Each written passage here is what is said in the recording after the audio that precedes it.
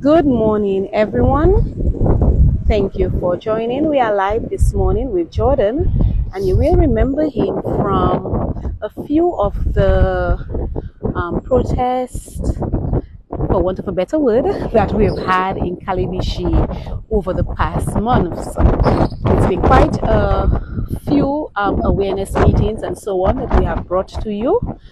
We remember that there was the first one where he showed us all around the building, and then there was that one on Sunday, the one that I think most people will remember. And then following that, we had a conversation with the Prime Minister as well. So this morning we are here to do an update to see what is going on and what the situation is like. But before we begin, let's just have Jordan give us just a little background of himself, and so we can probably understand where all of his passion and everything else comes from. Hi, good morning, everyone. Before I begin, I just want to say thank you to all the people who reached out, who called, who sent messages, who classified me as a hero for 2024. Thank you. My name is Jordan Luke. My father, my grandfather, Luke Construction. I grew up as a young boy seeing people do work at a high level. My mom recently retired as a district nurse, also somebody who worked at a very high level. When I went to grammar school, I represented Dominica in shot put. I went to the Carifta Games in Trinidad in 2003. I actually saw Usain Bolt breaking a world record live in living color at that event. And since then, I've always had a passion for sports. When my father passed away in 2012, my passion for sports became my savior, my guardian, so to speak. It became that thing that I could graft onto without fear or restriction of being myself. So that's where my love for football really developed and expanded exponentially. Shortly after that, in about 2014, I started my journey to become a coach. I've done courses with the National Soccer Coaches Association of America through the Harlem Sports Club. I have done my CONCACAF D, C, and currently doing the B license. I also did my DFA D license, and I have also done other independent learning. If you know me, you know I don't like to lose. Losing not a thing I appreciate or tolerate, because you have to do it right. I mean, my mom was always a lady, you had to do things right, you couldn't do it bad. I mean, I have one thing I just like, I tell this to my players. My mother made me wash a bucket of clothes 4 times once because she was not satisfied with my output. So it just ingrained in me that your output is important. So my passion for sports is because that's who I am. That's what I have grown to become. That's why I have spent the last 15 years of my life developing myself, developing my skills, working with young people, giving back to them, helping them become better. So Now take us back to the Thursday that the Prime Minister met with some people from the community of Kalibishi. Can you tell us how you felt about that? Well, it was a funny situation I found myself in, because just before getting to the field, I received a call from my auntie telling me that I was a person of interest and that I should avoid making a scene, and that my mother don't want it to bail me, so I need to behave myself.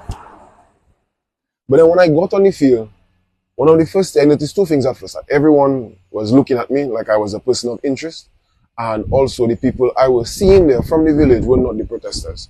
So I felt a little bit disrespected on behalf of the other protesters, and later on, that is what they themselves told me, is that we were the ones who took a risk to block the road, to damage property, to, well, I mean, we burned the tires, but, you know, we took a risk. We put our livelihoods at risk. We put our lives at risk.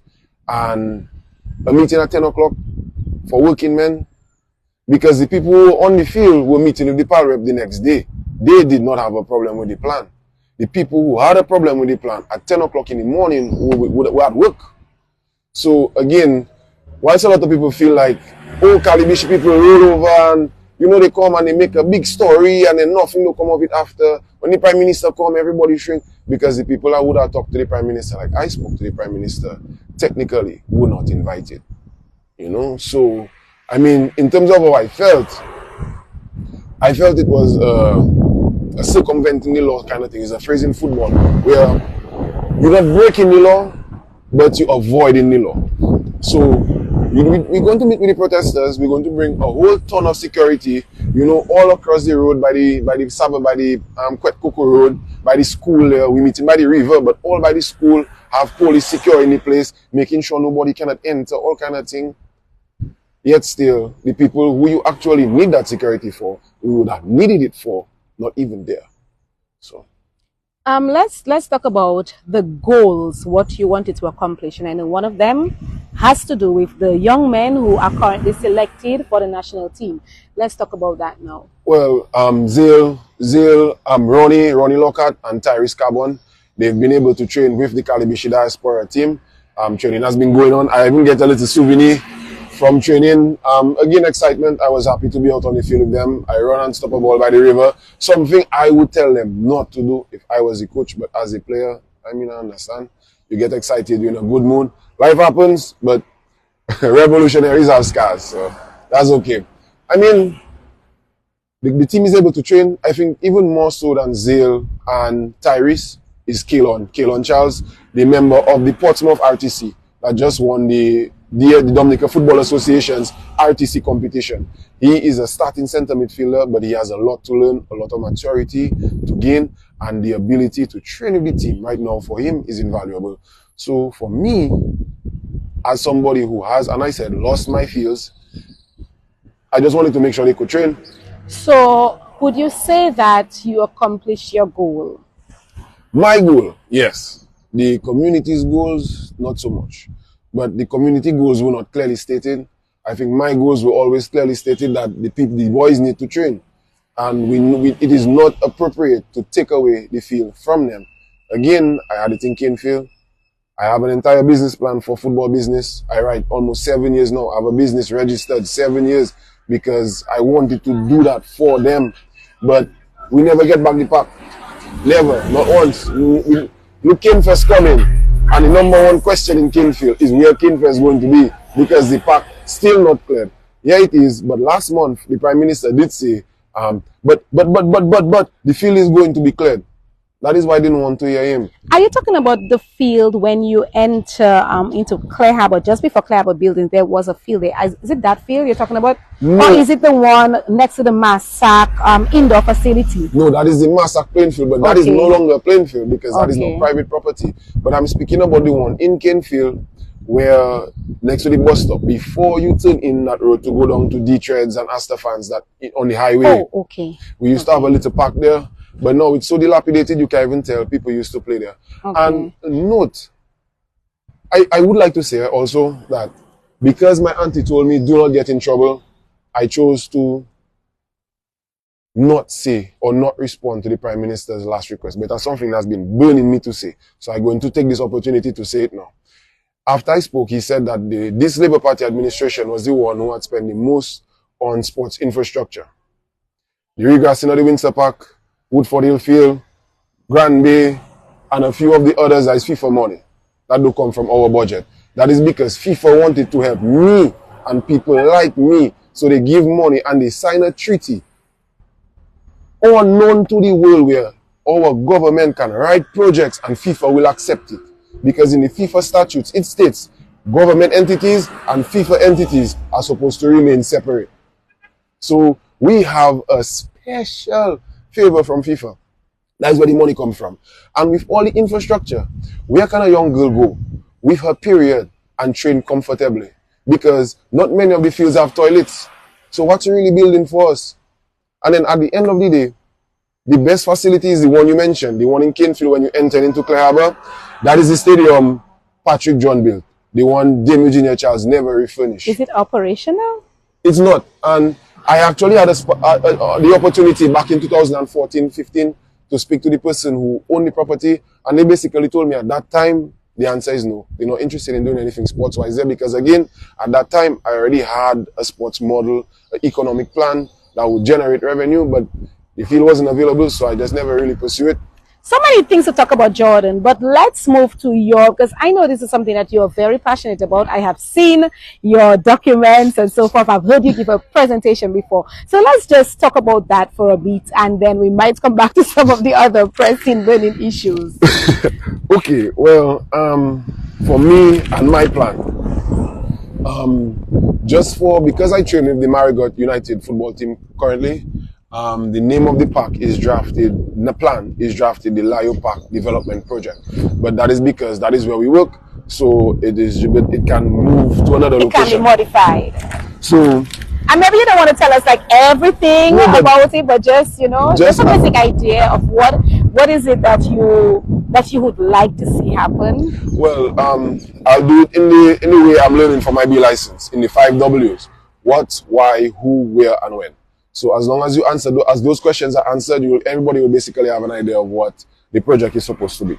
So what is it? It's a regional training center for targeting referees and coaches that will operate grassroots academies, support DFA regional clubs, offer non-competitive sports fitness programs, and host and broadcast friendly and competitive matches. Where? Lio Park Marigot. Who? Jordan Luke, social entrepreneur, community activist, CONCACAF B license coach, candidate, and a patriot. Why? The Northeast is a region that has always had strong people. In football, they are lagging behind.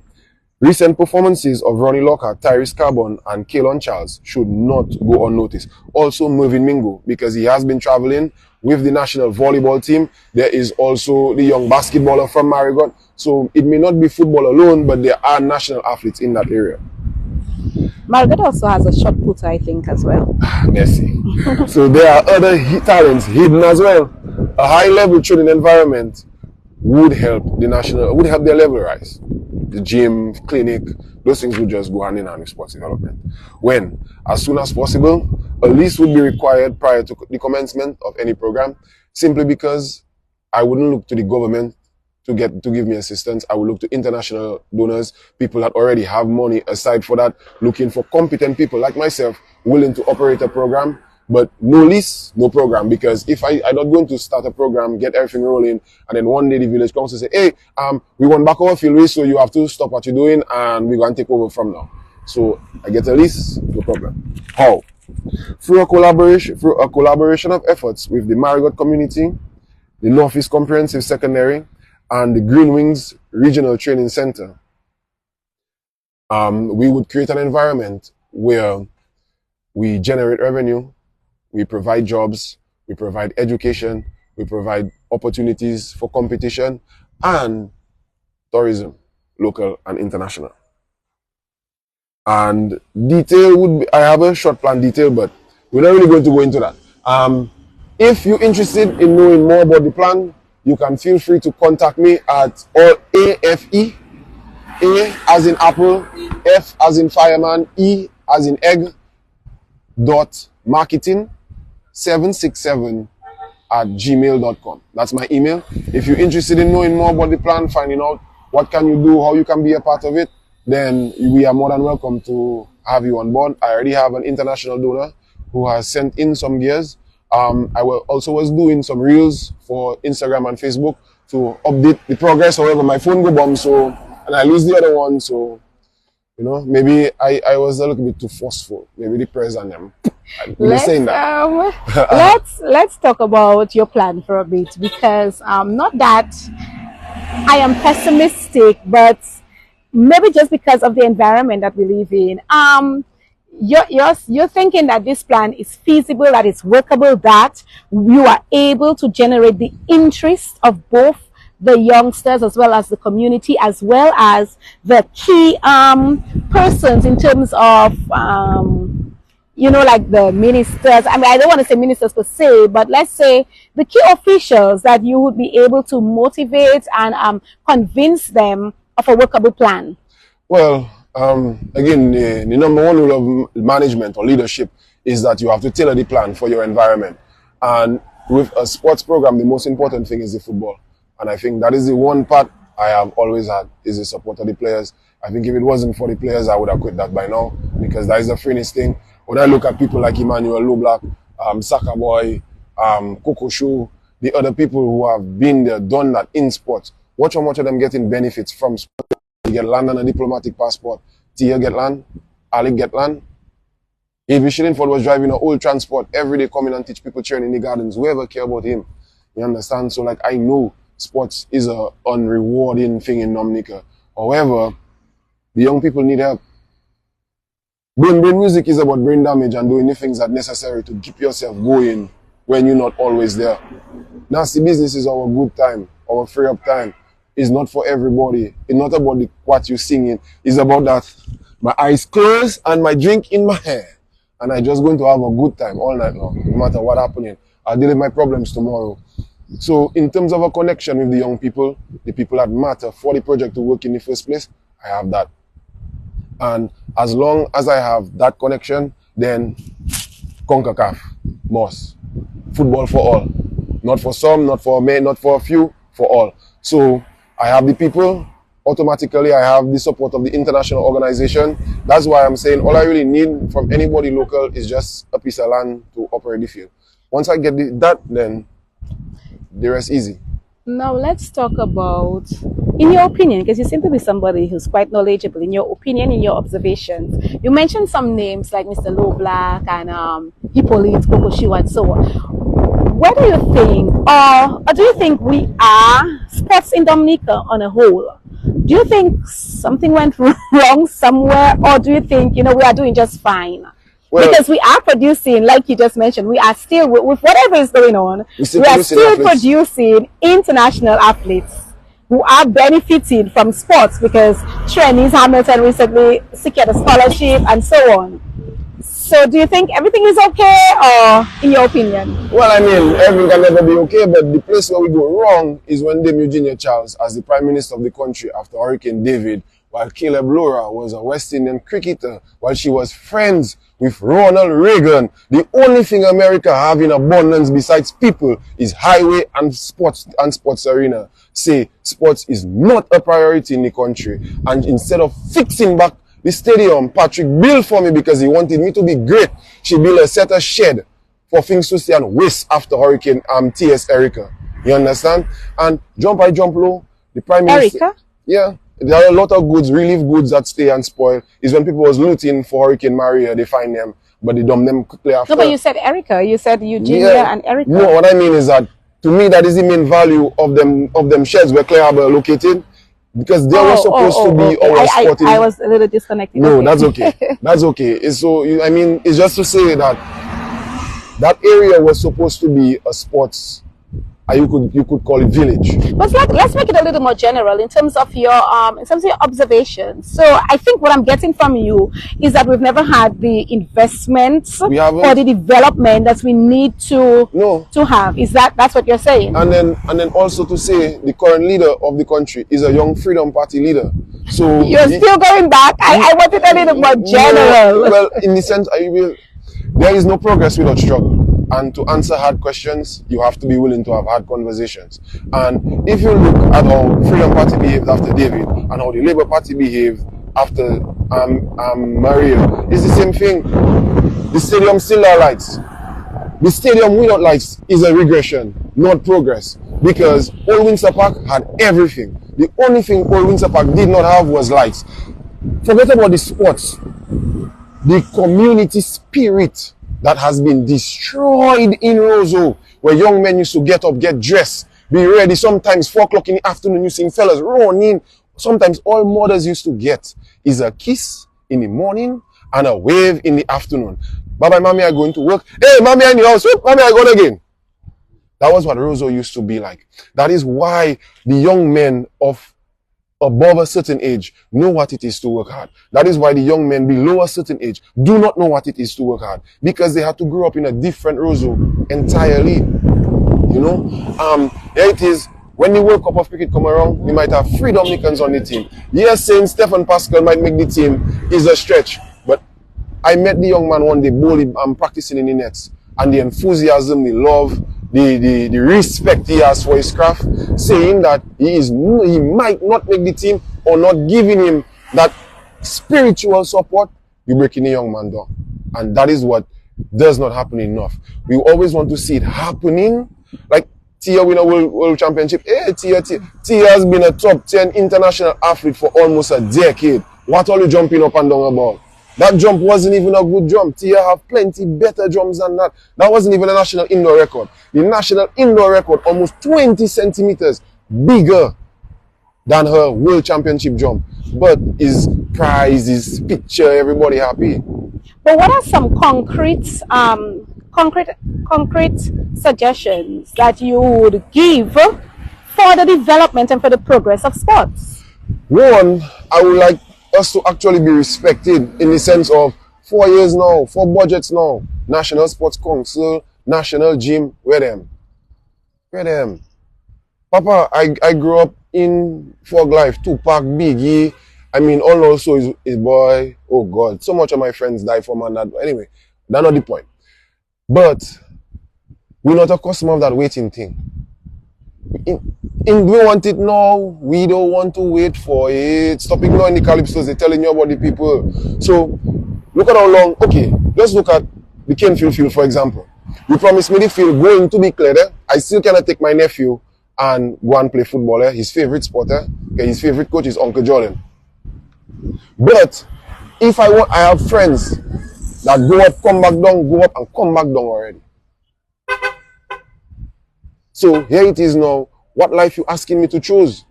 Because I stay in books, because I want to be a patriot and be supportive of my community. But if I wanted to live the life, bro, I would have some new shoes. I would have probably have a ride. I probably can pick up my books. Say, hey, babes, let's go. I think we're straying again. But you're saying, if I get you correctly, the main thing is the rehabilitation of the parks. That's what you would say. Well, the management systems, because like I said, I mentioned the so national we need to sports fix them and then we need to manage them. Well, properly. I think the management system needs to be there first. Okay. Because it has to start from a plan. Okay. So if the National Sports Council gets established, it gets operational, then things like the national gym, because there needs to be a gym, a national sports medicine program, those things are more important than necessarily fixing the gyms. Because you have athletes who get injured who can never recover. You know, Vico Webster, for example. Vico have a limb because a man break his foot in Windsor Park.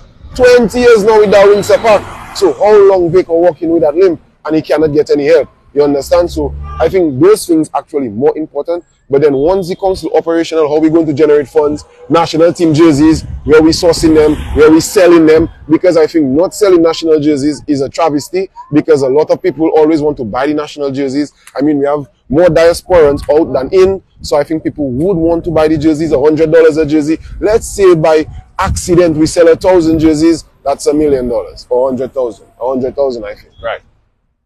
That can help, that can cut the grass, that can build a stand, that can build a toilet, that can do something, because again... So that is on the assumption that the council will be operational and do what it's supposed to do.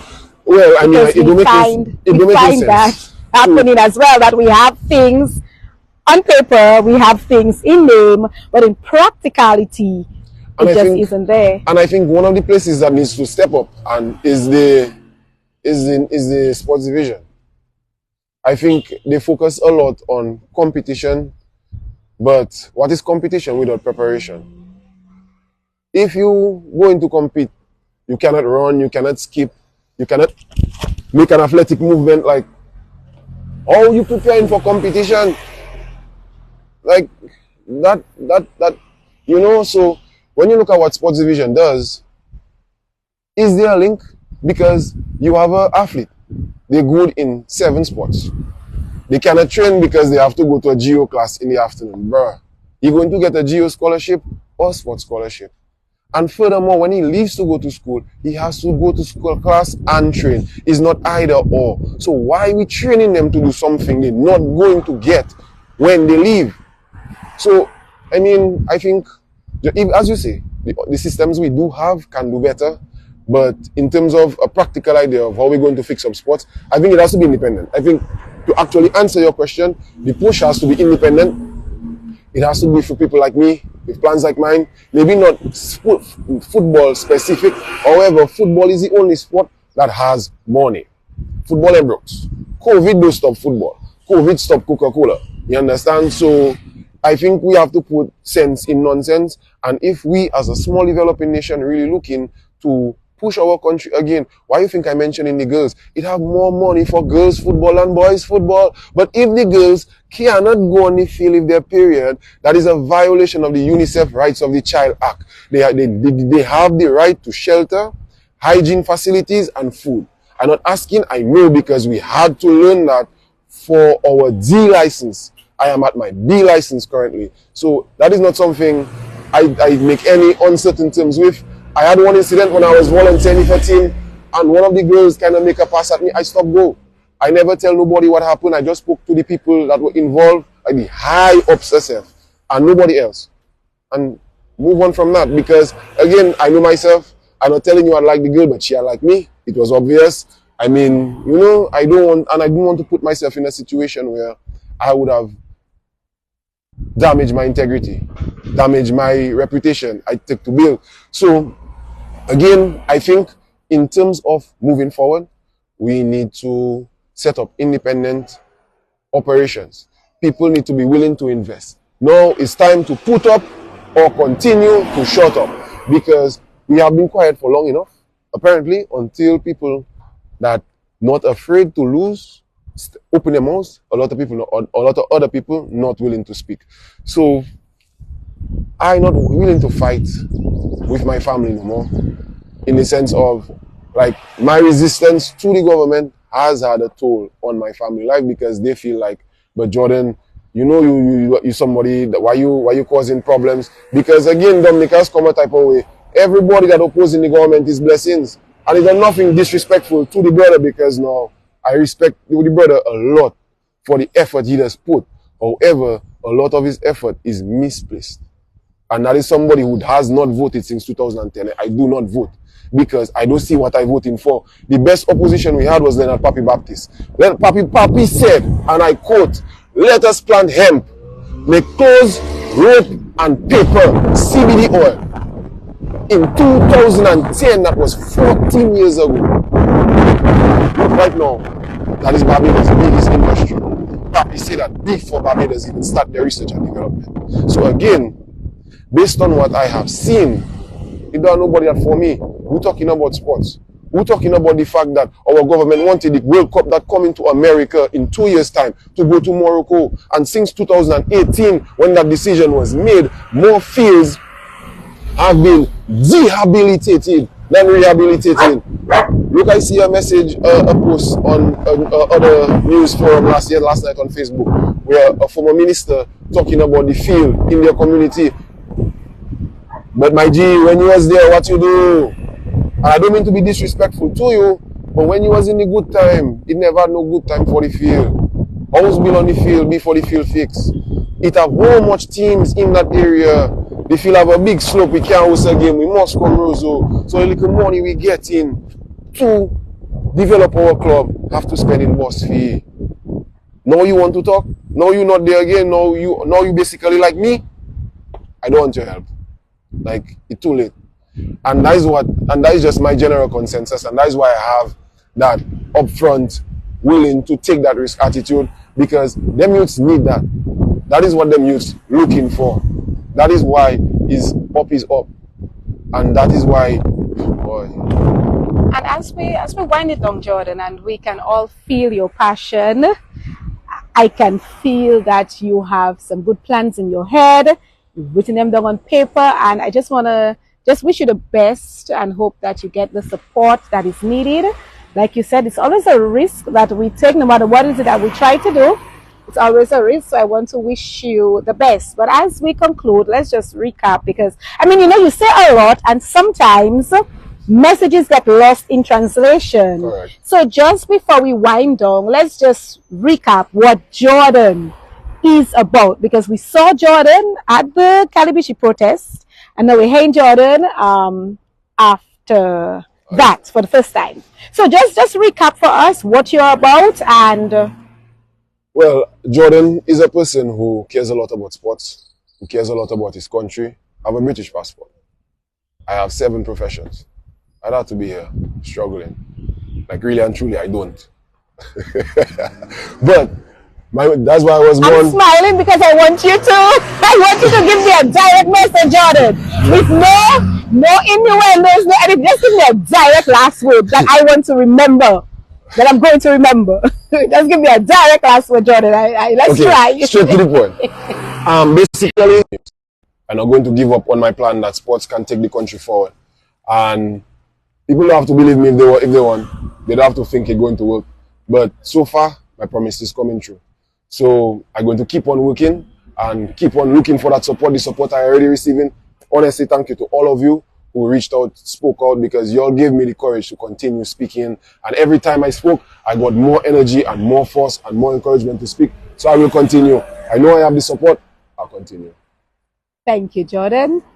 And that was it. Dominica, we've just heard from Jordan. You remember him, like I said before, from the Calibishi protest. And he didn't say, but I will reiterate it. His goal was that football continues at Calibishi, and presently it is. For sure. And that's why he's smiling here this morning. So from Emonews, we are saying goodbye and thanks for viewing.